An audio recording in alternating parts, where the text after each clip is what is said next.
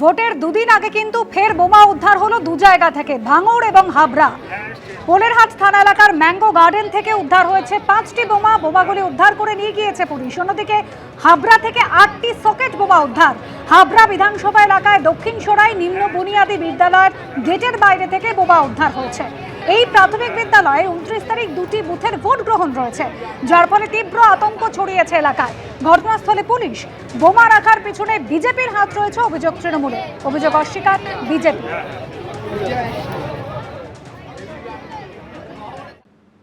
এদিকে diamond হারবারে bike নিয়ে ভোটারদের হুমকি দেওয়ার অভিযোগ ভিডিও সামনে এনেছে নির্বাচন কমিশন।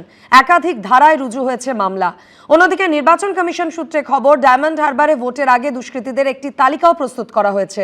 অন্যদিকে কসবার বাইক মিছিলের ভাইরাল ভিডিও নিয়ে বিজেপিকে নিশানা করেছে তৃণমূল কংগ্রেস।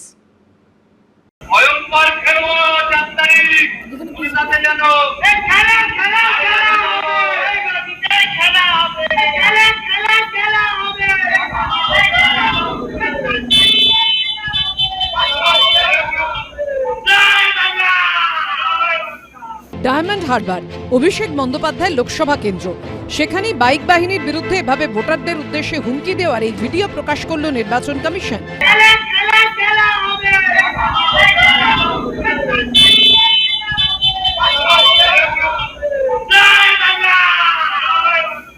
সঙ্গে সঙ্গে করা হলো কঠোর পদক্ষেপ। মামলা দায়ের করল ডায়মন্ড হারবার থানার পুলিশ। বাইক বাহিনীর বিরুদ্ধে ভয় দেখানো, হুমকি, শান্তিভঙ্গের চেষ্টা, সরকারি কাজে বাধা সহ একাধিক ধারায় এফআইআর দায়ের করা হয়েছে। বলছি ডায়মন্ড হারবারে স্যার দেখা যাচ্ছে যে সেখানে অভিযোগ উঠছে অনেক, কি বলবেন, একটা ভিডিও প্রকাশ করা হয়েছে।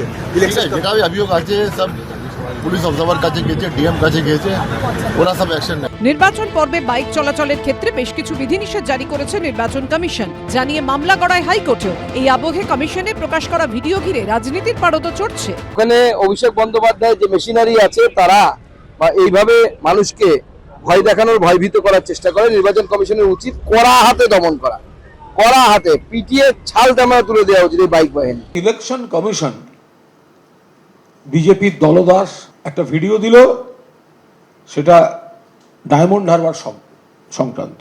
এমন ভাবে একটা তুলে ধরা হলো যেন তৃণমূলের মিছিল থেকে কাউকে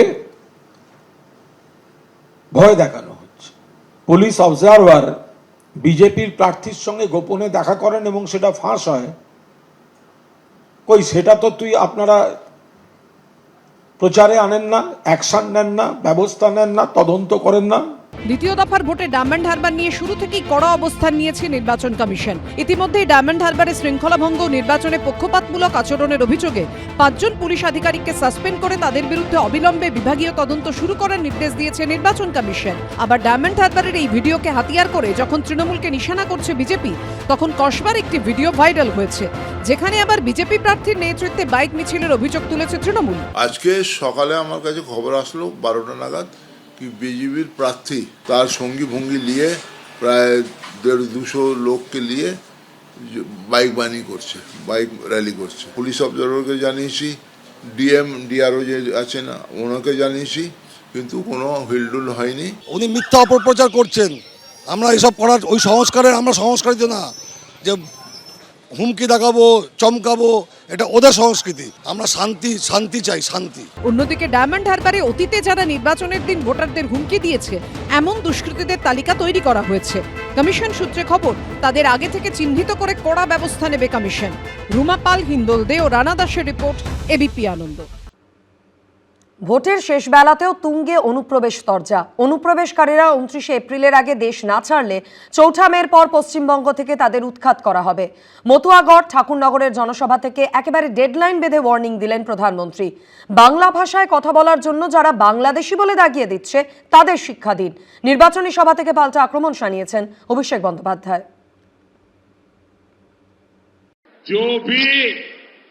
अवैध तरीके से बंगाल में घुस आया है, जो फर्जी डॉक्यूमेंट लेकर यहां रह रहा है, वो 29 अप्रैल से पहले बंगाल और हिंदुस्तान छोड़ दे।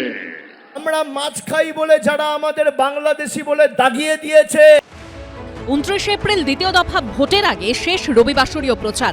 মেগা সানডের মহাপ্রচারে এসে মতুয়াগড়ে দাঁড়িয়ে ফের অনুপ্রবেশ ইস্যুতে তৃণমূলকে আক্রমণ করলেন নরেন্দ্র মোদী। সেই সঙ্গে ডেডলাইন বেঁধে দিয়ে অনুপ্রবেশকারীদের দেশ ছাড়ার ওয়ার্নিংও দিলেন তিনি। जो लोग खुलेआम सीएए का विरोध करते थे, जो सीएए को हटाने का ऐलान करते हैं, क्या वो आपकी भलाई के बारे में कभी भी सोच सकते हैं क्या? अगर कोई साथी गलती से भी टीएमसी को वोट देने के बारे में सोचता है तो वो अपने पूर्वजों के दिल को दुखाने का ही काम करेगा। 4 मई के बाद हर घुसपैठियों को खदेड़ा जाएगा। टीएमसी किसी भी घुसपैठियों को बचा नहीं पाएगी। আমরা মাছ খাই বলে যারা আমাদের বাংলাদেশি বলে দাগিয়ে দিয়েছে তাদের শিক্ষা দেওয়া উচিত হ্যাঁ কি না? আমাদের বছরের পর বছর বাংলায় কথা বলি বলে যারা রোহিঙ্গা বলেছে তাদের শিক্ষা দেওয়া উচিত হ্যাঁ কি না? তৃণমূল যখন এসআইআর এর নামে নির্বাচন কমিশন ও বিজেপির বিরুদ্ধে সাধারণ মানুষের ভোটাধিকার কেড়ে নেওয়ার অভিযোগ তুলছে, তখন অনুপ্রবেশকারীদের সঙ্গে তৃণমূলকে এক সারিতে ফেলে নিশানা করেছেন কেন্দ্রীয় স্বরাষ্ট্রমন্ত্রী। অনুপ্রবেশকারীদের তাড়াতে অমিত শাহর মুখে ফের শোনা গেছে চুন চুনকে শব্দবন্ধ। भाजपा सरकार ला दो तिहट्टा वालों, चुन चुन कर घुसपैठियों को निकालने का काम हम करेंगे। ये दीदी कहती है एसआईआर कर घुसपैठियों को नाम क्यों निकाल रहे हो? 4 तारीख को भाजपा सरकार आने वाली है। भाजपा सरकार अभी तो सिर्फ मतदाता सूची से निकल रहे हैं। भाजपा का मुख्यमंत्री आने के बाद सिर्फ मतदाता सूची से नहीं, पूरे बंगाल की भूमि से घुसपैठिए को चुन चुन कर निकालेंगे, चुन चुन। আরে আমরা তো বারবার সেটা বলছি, অনুপ্রবেশ তো রাজ্য পুলিশের হাতে নয়, ওটা তো বিএসএফ, কেন্দ্রীয় বাহিনী, বর্ডার, আন্তর্জাতিক সীমান্ত। এই বড় বড় কথাগুলো যতবার বলবেন তত প্রমাণিত হবে অমিত শাহ একটি ব্যর্থ স্বরাষ্ট্রমন্ত্রী। এসআইআর থেকে অনুপ্রবেশ একেবারে শুরু থেকেই পশ্চিমবঙ্গের বিধানসভা নির্বাচনের অন্যতম ইস্যু। হাই ভোল্টেজ নির্বাচনে স্লগ ওভারে পৌঁছেও সেই ইস্যু এখনো ফ্রন্টিয়ারে। সমীরণ পাল, রানা দাস ও হিন্দলদের রিপোর্ট, এবিপি আনন্দ। এবিপি আনন্দ, এগিয়ে থাকে, এগিয়ে রাখে।